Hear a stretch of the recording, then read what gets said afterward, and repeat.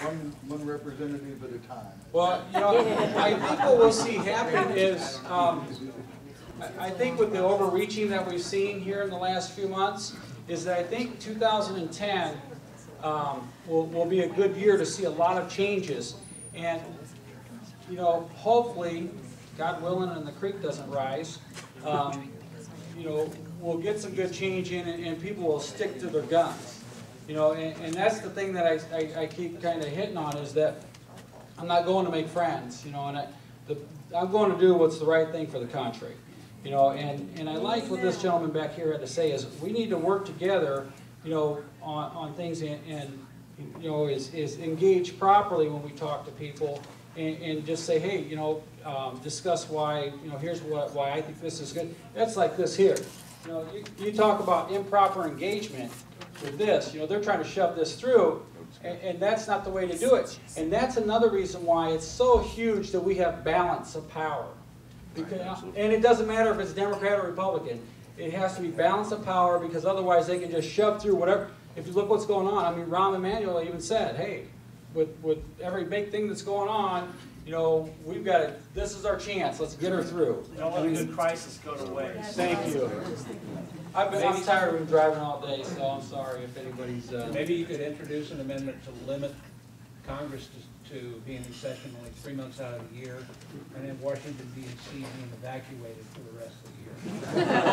Then we'd be safe. They send that in. The only way... That would fix so much if it could ever happen. Yeah, the only way term limits would ever be a reality is that if let's say in 10, there's enough guys and gals that are running, and they say, hey, you know what, because I am for term limits. I believe that it's wrong for people to get in there for 20, 30, 40 years 47. and make a career out of this thing. And you know what, that's another big problem with the country, is because we're not getting that fresh blood in, like this young man right here. It's nice to see people like you at something like this, because it tells us that you care.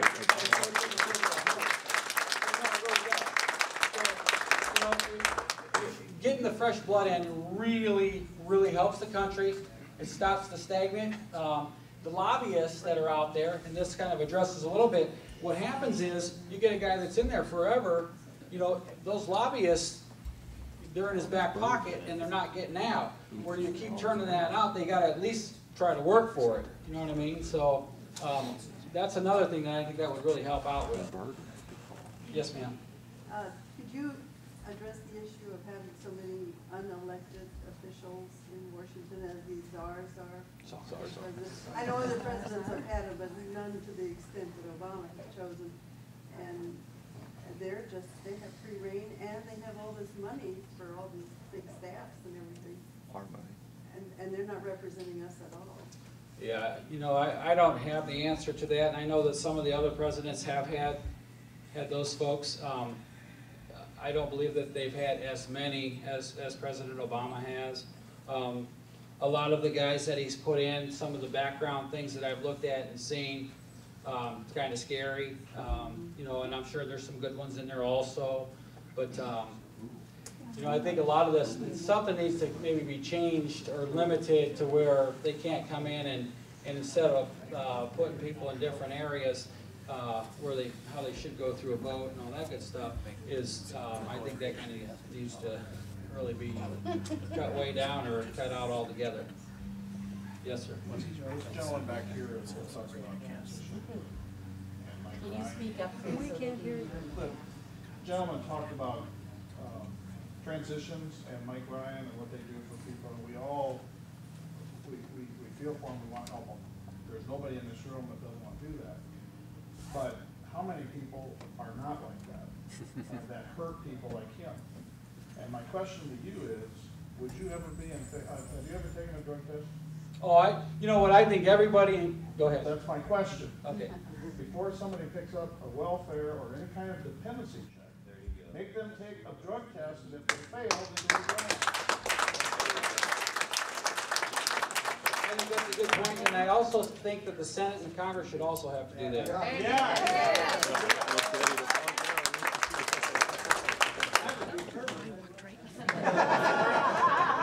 One term in Congress and one term in jail. I don't know if you're familiar with the Rosebud Reservation in South Dakota.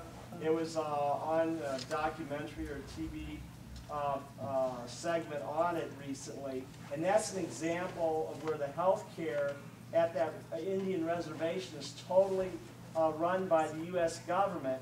And they have a joke among the Indians at that reservation. They say, don't get sick after June because the money's all gone. So that's a real, and you might want to study up on that case because it's a real good example of what happens. And also, a lesser case would be the VA.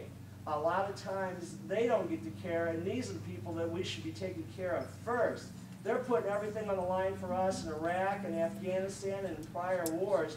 We should, if anything, I think you should put a bill in to have them get the care and the options that the congressmen and senators get, and then have the congressmen and senators get the care that the Indians on reservations get, and our veterans.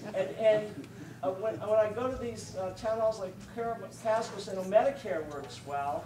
Well, my mom had to go to the hospital twice this year, and dealing with Medicare is not all that easy because the restrictions, they put the hospital straight, but they keep putting restrictions on the hospital and make it harder to get the care that you need. And that's kind of what's in store, or a lot worse with what's coming. So when they try to tell you, oh, Medicare is a government program and it works well, I said let's fix that before we even think of trying to do what they're trying to do. You know, I want to back up on the veterans because I've got an opinion on that. Is, you know, they continue to talk about how we want to build new hospitals for the veterans. You know, I do like the little corner shops they've got where the guys can go, but I personally believe that the veterans, you know, they're going off and they're willing to take a bullet for us, die for their country. When they come back, and my dad is what really kind of made this stick home, they should be able to go to any hospital across the entire United States, Mayo Clinic, Blessings, you know, wherever they want to go. I mean, they've served their country, and I don't think it's fair that they should have to go and fight for their country. Yes, sir. I represent the seniors in this group to some extent, at least. I'm older than most of them. 29, right? Yeah, going on 88. Wow.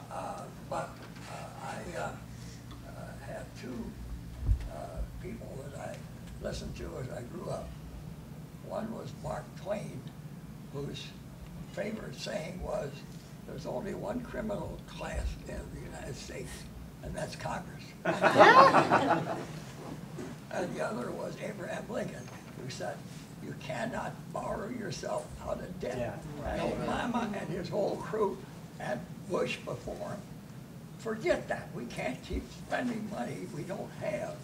It's taking the savings that we have and is going to cut them into a short fraction of what it is. That's exactly right. Thank you. Yes, sir. Just one positive thing about the Veterans Administration here, the VA, the Soldiers and Sailors Home here. My dad's there. He's been there for a year and a half. He's had some severe illnesses. He's had choices. He's had the best care, the best local doctors around here, I know. And I know other vets in there have been shipped off to Iowa City, Columbia, wherever the specialists are that they need and want, they can go. And they're treated rather well.